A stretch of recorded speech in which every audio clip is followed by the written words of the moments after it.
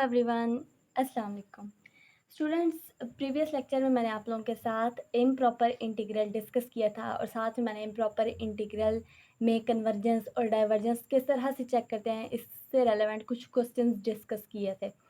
और अगर हम रिकॉल करें उसे तो इम्प्रॉपर इंटीग्रल में कोई भी इंटीग्रल जो होता है उसकी जो लिमिट होती है वो हमारे पास कोई ना कोई एक लिमिट जो है वो हमारे पास फिनिट होती है।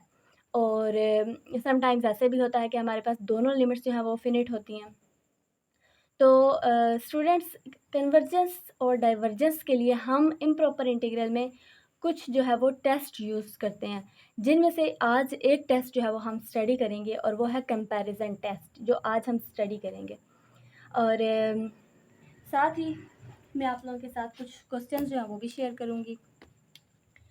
तो सबसे पहले तो देखें कि कंपैरिजन टेस्ट नाम से ही देखें कि कंपैरिजन हो रहा है किसी एक फंक्शन का किसी दूसरे फंक्शन के साथ। जाहिर सी बात है, आपको पता है कि कंपैरिजन हमेशा दो चीज़ों का होता है, एक का दूसरे से।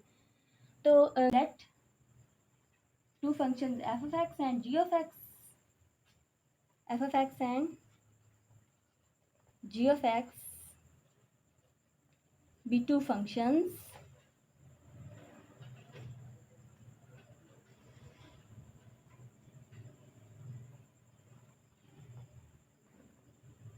विच आर बाउंडेड एंड इंटीग्रेबल, जो कि हमारे पास बाउंडेड भी हों और इंटीग्रेबल भी हों। which are bounded and integrable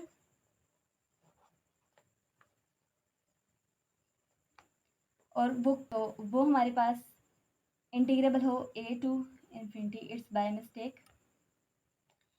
और ऑल्सो हमने क्या करना है, लेट करना है एफ ऑफ एक्स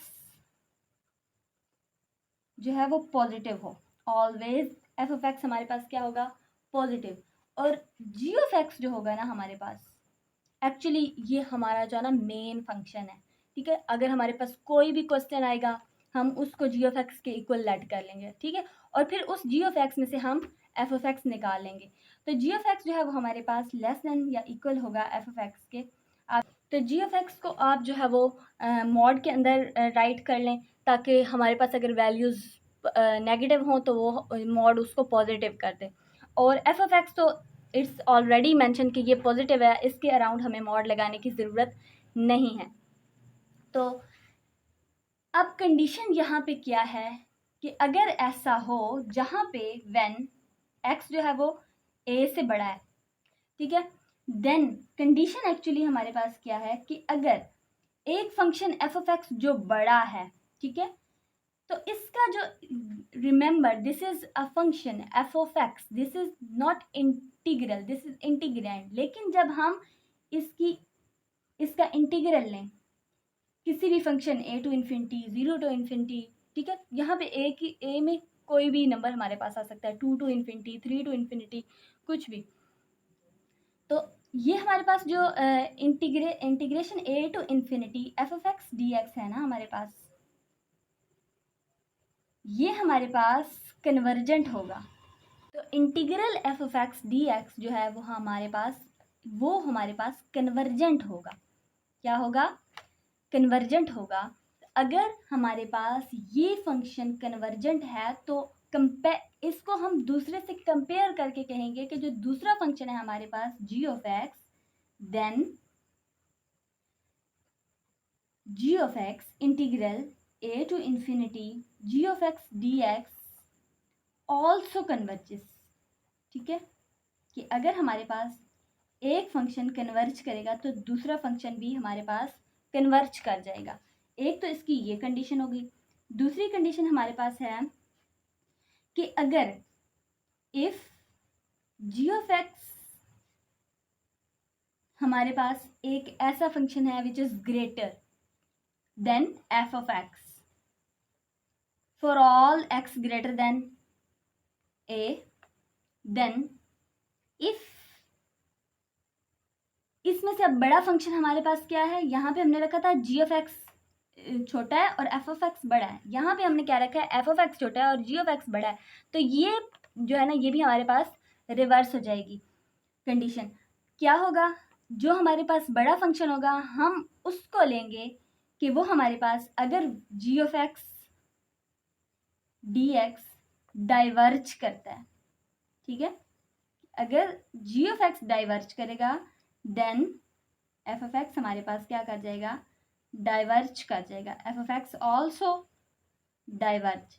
अब इस कंडीशन को याद रखना आप लोगों के लिए थोड़ा सा जो है वो अगर प्रॉब्लम क्रिएट करे तो उसके लिए आप ये चीज़ याद रखें कि अगर हमारे पास एक फंक्शन है जो बड़ा है, लेट्स सपोज इसको हम किसी भी इंटरवल में ले लेते हैं कि अगर ये हमारे पास एक फंक्शन है या ये हमारे पास एक फंक्शन है जिसका नाम है, मैं ले लेती हूँ एफ ऑफ एक्स जो एक बड़ा फंक्शन है, ठीक है, इसके अंदर मैं ले लेती हूँ ए ले लेती हूँ, बी ले लेती हूँ, सी ले लेती हूँ, डी ले लेती हूँ, ठीक है, और एक छोटा फंक्शन जी ऑफ एक्स, यहाँ पे ए बी सी डी है लेकिन जी ऑफ एक्स जब इससे छोटा होगा तो इसके अंदर मैं बी या सी ले लेती हूँ, ठीक है, ये बड़ा फंक्शन है और ये छोटा फंक्शन है, एफ ऑफ एक्स हमारे पास बड़ा फंक्शन है, जी ऑफ एक्स हमारे पास एक स्मॉलर फंक्शन है, तो अगर एफ ऑफ एक्स हमारे पास कन्वर्ज करेगा तो ऑटोमेटिकली बी और सी जो हमारे पास छोटा फंक्शन है जी ऑफ एक्स ये भी कन्वर्ज कर जाएगा, ठीक है, और अगर मैं इसको ऑपोजिट इसको नेम दे दूँ जी ऑफ एक्स का, इसको नेम दे दूँ एफ ऑफ एक्स का, और मैं कहूँ कि जी ऑफ एक्स अब बड़ा है और एफ ऑफ एक्स हमारे पास छोटा है,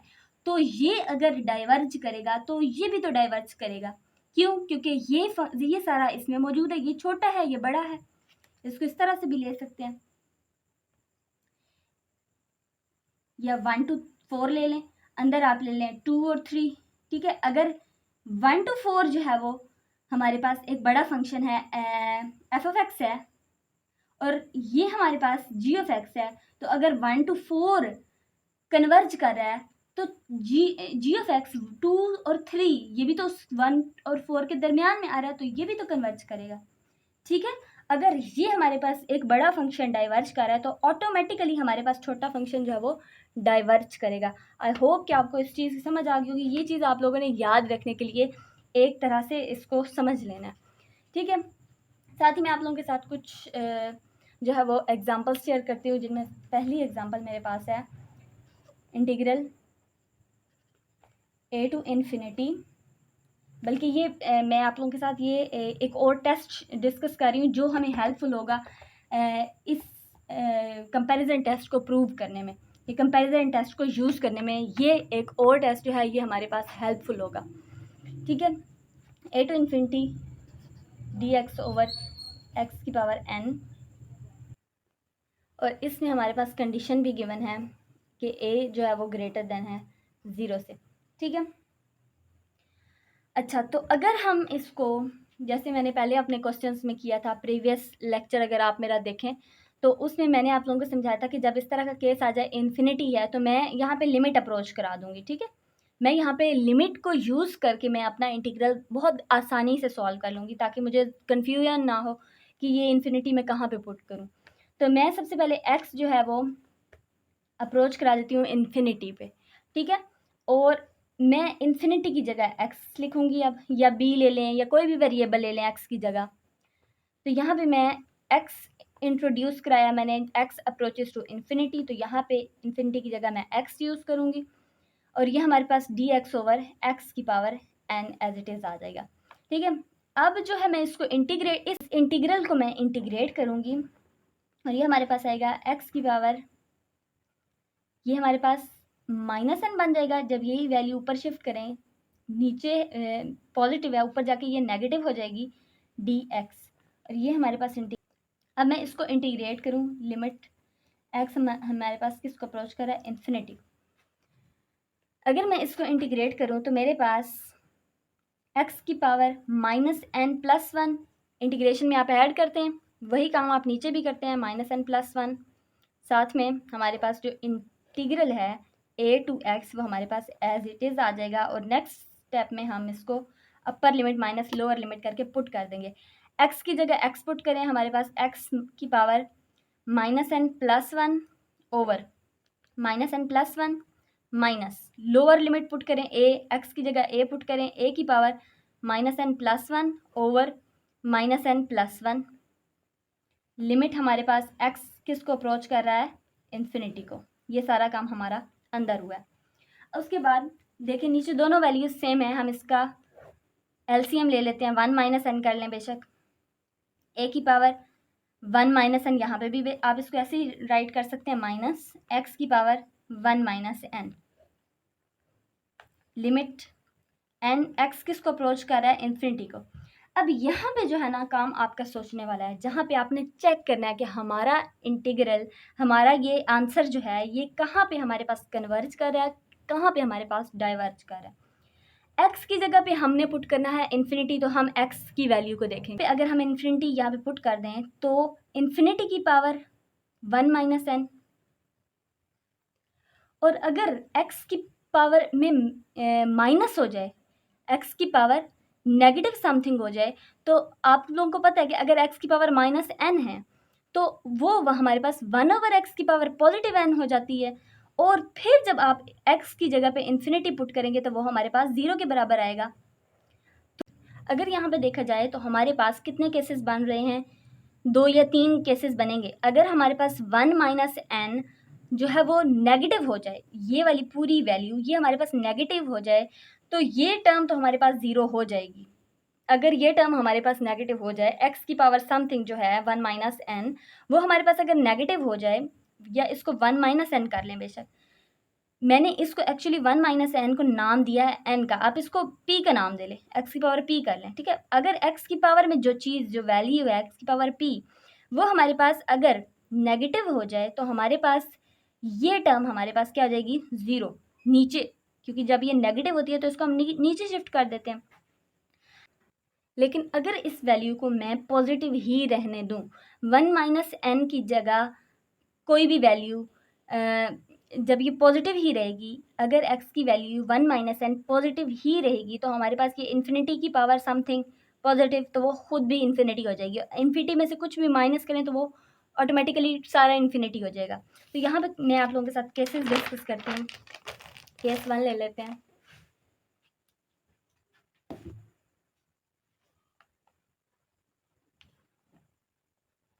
जिसमें अगर हमारे पास x की पावर हमारे पास क्या था, 1 माइनस एन, माइनस ए की power 1 minus n over 1 minus N,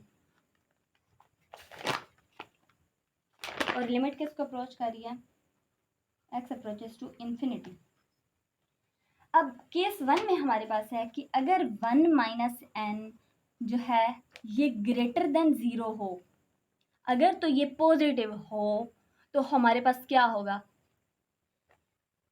अगर ये पॉजिटिव होगा तो हमारे पास इन्फिनिटी माइनस ए की पावर 1 माइनस एन, यहाँ पे पॉजिटिव x की वैल्यू 1 माइनस एन, इन्फिनिटी की वैल्यू 1 माइनस एन, तो ये हमारे पास इन्फिनिटी हो जाएगा। इन्फिनिटी माइनस समथिंग हमारे पास इन्फिनिटी हो जाता है, ठीक है।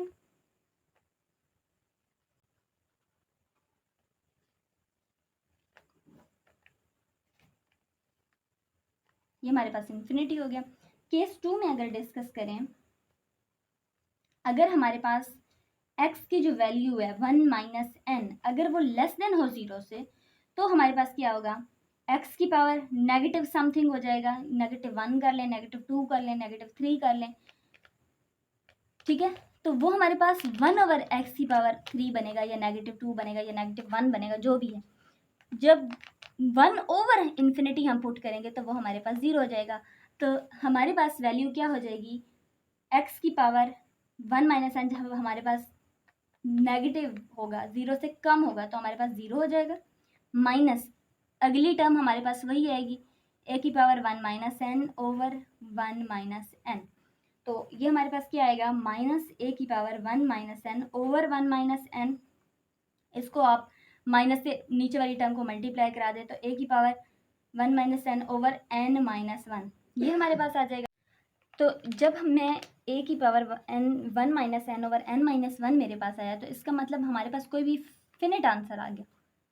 जब कोई भी फिनिट आंसर आए तो हमारे पास फंक्शन क्या करता है, कन्वर्ज करता है, ये हमने पिछले लेक्चर में भी पढ़ा था।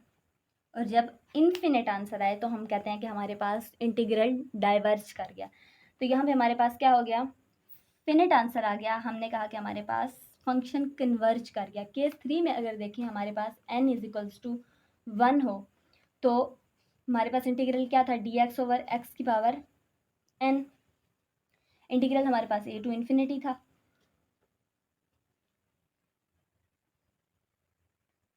तो अगर मैं लिमिट अप्रोच करा दूँ एक्स या कोई भी फंक्शन कोई भी वेरिएबल ले लूँ, मैं लिमिट अप्रोच करा दूँ और एक्स या कोई भी वेरिएबल ले लूँ जो हमारे पास अप्रोच कर रहा है इन्फिनिटी को, और मैं ए टू एक्स इन्फिनिटी की जगह मैं एक्स इंट्रोड्यूस करा रही हूँ, तो मैं यहाँ पे एक्स लिखूँगी और मेरे पास डी एक्स ओवर एक्स की पावर एन, मैंने एन को 1 रख दिया तो यहाँ पे मेरे पास एक्स आ गया। ठीक है, अब यहाँ पे मैं इसको इंटीग्रेट करती हूँ। 1 ओवर एक्स की इंटीग्रेशन हमारे पास क्या होती है, लॉग ऑफ एक्स। तो सिंपली मैं लॉग ऑफ एक्स राइट करती हूँ और इंटीग्रेशन मेरे पास क्या है, ए टू एक्स, लिमिट साथ में मेरी एज इट इज़ चलेगी, एक्स अप्रोचेस टू इन्फिनिटी।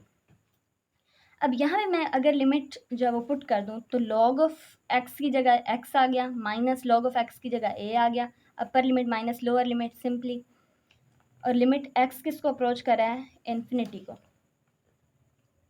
अब मैं अगर अपनी लिमिट अप्लाई करूं तो लॉग ऑफ इन्फिनिटी मेरे पास क्या होगा, इन्फिनिटी, तो ये मेरे पास फंक्शन पूरा इन्फिनिटी हो जाएगा और मेरे पास ये क्या हो जाएगा, डाइवर्जेंट इंटीग्रल हो जाएगा। तो यहाँ से मैं क्या पता चला कि अगर हमारे पास n की वैल्यू ग्रेटर देन 1 हो तो हमारे पास फंक्शन क्या होगा, कन्वर्जेंट होगा,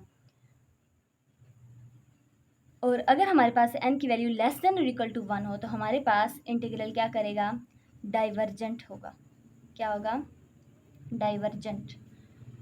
इंटीग्रल हमारे पास a to infinity d x over x की पावर एन, ये इंटीग्रल अगर हमारे पास n की वैल्यू ग्रेटर देन 1 होगी तो कन्वर्ज करेगा, लेस देन और इक्वल टू 1 होगी तो डाइवर्ज करेगा। तो चलिए स्टूडेंट्स कुछ एग्जांपल्स जो है वो भी डिस्कस कर लें कंपैरिजन टेस्ट की हेल्प से, ताकि आप लोगों को प्रॉपरली कंपैरिजन टेस्ट की समझ आ जाए। तो मैं यहाँ पे इंटीग्रल लेती हूँ, integral 0 to infinity cos x over 1 plus x का स्क्वायर। स्टूडेंट्स इसमें आप लोगों ने, अब मैंने आप लोगों को पहले जब कंपैरिजन टेस्ट समझाया था तो मैंने आप लोगों को बताया था कि जो भी आपके पास इंटीग्रल आएगा आपने पहला काम क्या करना है, उसको जी ऑफ एक्स के इक्वल लेट कर देना है। ठीक है, इसको मैं यहाँ पे ऐसे ही करूँगी, जी ऑफ एक्स के इक्वल ये फंक्शन ले लूँगी कि ये मेरे पास है जी ऑफ एक्स। रिमेंबर कि ये फंक्शन इंटीग्रल से हट के अंदर वाला जो फंक्शन है मैं उसको जी ऑफ एक्स के इक्वल लेट करूँगी।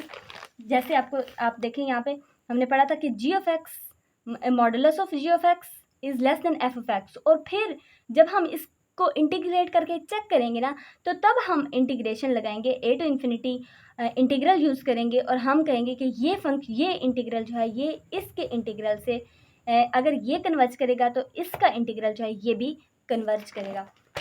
तो मैं यहाँ पे सपोज कर लेती हूँ कि जी ऑफ एक्स हमारे पास है cos of x over 1 plus x square, और इसी में से हमने अपना दूसरा फंक्शन जिसके साथ हमने कंपेयर करना है वो हम इसी में से निकालेंगे। ठीक है, ये चीज़ आपने हमेशा याद रखनी है। अब जी ऑफ एक्स क्या है, रिमेंबर दोबारा पीछे आए, जी ऑफ एक्स हमारे पास क्या है, छोटा है और एफ ऑफ एक्स बड़ा है, या एफ ऑफ एक्स हमारे पास छोटा है और जी ऑफ एक्स हमारे पास बड़ा है। इन दोनों में से कोई भी एक कंडीशन ले लेनी है आपने। ठीक है, मैं ले लेती हूँ कि मैं कोई भी फंक्शन ऐसा ले लेती हूँ जो इससे छोटा हो या बड़ा।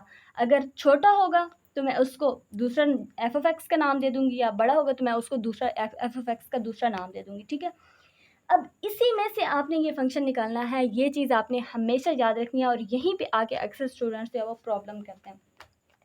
तो मैं ले लेती हूँ एफ ऑफ एक्स हमारे पास। अच्छा, अब याद रखें कॉज ऑफ एक्स की वैल्यू हमारे पास क्या होती है, अगर हम देखें modulus of cause of x जो होता है ना वो हमेशा हमारे पास लेस देन और इक्वल टू 1 होता है। ठीक है, तो अगर मैं इसको 1 से छोटी वैल्यू क्या है, 0, 0 से छोटी वैल्यू क्या है, नेगेटिव, अगर तो ये 1 से छोटा हो जाए या उससे भी छोटा हो जाए तो ऑटोमेटिकली ये वाली टर्म हमारे पास नेगेटिव हो जाएगी। तो मैं जी ऑफ एक्स को छोटा फंक्शन रखूँगी और एफ ऑफ एक्स को मैं बड़ा फंक्शन लेट करूँगी, और एफ ऑफ एक्स मैं क्या लेट करती हूँ, मैं कॉज ऑफ एक्स की जगह just 1 over 1 plus x square रखती हूँ। अच्छा, अब देखें इसको कि क्या मेरा ये फंक्शन मेरी इस डेफिनेशन पे पूरा आ रहा है, जी ऑफ एक्स का मॉडुलस इज लेस देन और equal to f of x. अब f of x g of x मेरे पास क्या है, cos of x over 1 plus x square, इसका modulus value less than equal to 1/1 plus x square. अच्छा, अब यहाँ पे देखें, अगर कॉज ऑफ एक्स हमारे पास 1 है, ठीक है, कॉज ऑफ एक्स के मॉडुलस की वैल्यू हमेशा लेस देन इक्वल टू 1 रहती है, मैंने आप लोगों को ये बता दिया। अगर तो ये इक्वल टू 1 है तो फिर तो ये इस फंक्शन के इक्वल हो जाएगा, इक्वालिटी का साइन है, कोई मसला तो नहीं है ना। अगर तो ये फंक्शन नेगेटिव आ जाता है, कॉज ऑफ एक्स से 1 से छोटा आ जाता है नेगेटिव, तो भी ये फंक्शन मेरा बड़ा ही रहेगा और ये फंक्शन छोटा हो जाएगा। इक्वल कंडीशन पे सेटिस्फाई हो गए कंपैरिजन टेस्ट की। अब आइए इसको सॉल्व करते हैं। अब ये इंटीग्रल मेरे पास, अगर मैं इसको प्रूव कर लूँ कि ये इंटीग्रल मेरे पास कन्वर्ज कर गया, एफ ऑफ एक्स अगर कन्वर्ज कर जाएगा तो ये इंटीग्रल जी ऑफ एक्स ये ऑटोमेटिकली कन्वर्ज कर जाएगा। हमने पढ़ा था पीछे कंपैरिजन टेस्ट की कंडीशन में कि अगर f of x integral of f of x is convergent then integral of g of x is also convergent. ठीक है, तो मैं इसको लेट करूँगी और मैं इसको प्रूव करूँगी कि ये कन्वर्जेंट है या ये डाइवर्जेंट है। तो उसके अकॉर्डिंग, उसके कंपैरिजन में मैं कह दूँगी कि ये फंक्शन मेरा डाइवर्जेंट है और मेरा क्वेश्चन सॉल्व हो जाएगा। तो मैं ले लेती हूँ इंटीग्रल, हमारा इंटीग्रल क्या है, 0 to ∞ 1/1 प्लस एक्स स्क्वायर। अच्छा, अब इसको इंटीग्रेट करना है। इंटीग्रेशन के सारे फार्मूलाज सब कुछ अपने माइंड में रखते हुए इंटीग्रेट कीजिएगा। यहाँ पे देखें, ये हमारे पास किसका फार्मूला बन रहा है, इसको हमें इंटीग्रेट करने की ज़रूरत नहीं है क्योंकि ये एक फार्मूला है सिंपली। ये हमारे पास 1/1 प्लस एक्स स्क्वायर किसका फार्मूला होता है, tan इनवर्स एक्स का। तो ये हमारे पास tan इनवर्स एक्स और लिमिट हमारे पास क्या है, 0 to ∞। अब मैं अगर इन्फिनिटी पुट करूँ, tan इनवर्स इन्फिनिटी भी क्या होता है, माइनस अपर limit minus lower limit, tan inverse 0। tan inverse infinity, मैंने आप लोगों को पिछले लेक्चर में भी यही चीज़ बताई थी कि हमारे पास tan π/2 पे हमारे पास इन्फिनिटी होता है। तो tan इनवर्स इन्फिनिटी पे हमारे पास क्या होगा, π/2। इसको इनवर्स को इधर ले आए, ठीक है। तो यह हमारे पास direct value π/2 minus tan inverse 0 हमारे पास 0 होता है, π/2 माइनस 0, तो ये हमारे पास π/2 आ गई। तो π/2 क्या है, फिनिट वैल्यू है या इनफिनिट है, इनफिनिट तो नहीं ना आई, ये हमारे पास कोई भी फिनिट वैल्यू आ गई। इसको हम क्या कहेंगे कि ये हमारे पास इंटीग्रल क्या कर गया, कन्वर्ज कर गया। तो जब ये हमारे पास कन्वर्ज कर गया तो ऑटोमेटिकली हमारे पास जी ऑफ एक्स क्या कर गया, कन्वर्ज कर गया। तो यहाँ से हमारे पास ये क्वेश्चन जो है, ये बाय कंपैरिजन थ्योरम हमारे पास ये क्वेश्चन सॉल्व हो गया। तो एक और क्वेश्चन ले लेते हैं। आप लोग यूँ ना कहें कि मैडम ने एक क्वेश्चन करवाया मैडम चली गई। तो दूसरा क्वेश्चन मैं ले लेती हूँ a to ∞, ताकि आप लोगों को एफ ऑफ एक्स निकालने में थोड़ा प्रॉब्लम ना हो, क्योंकि मोस्टली स्टूडेंट्स जो हैं वो प्रॉब्लम क्रिएट करते हैं एफ ऑफ एक्स निकालने में। तो एक और क्वेश्चन जो है वो मैं आप लोगों के साथ शेयर कर देती हूँ, या टाइम हुआ तो एक और कर दूँगी, बट आई थिंक वीडियो जो है ना वो ऑलरेडी बहुत लंबी हो गई है। तो यहाँ पे ले लेते हैं।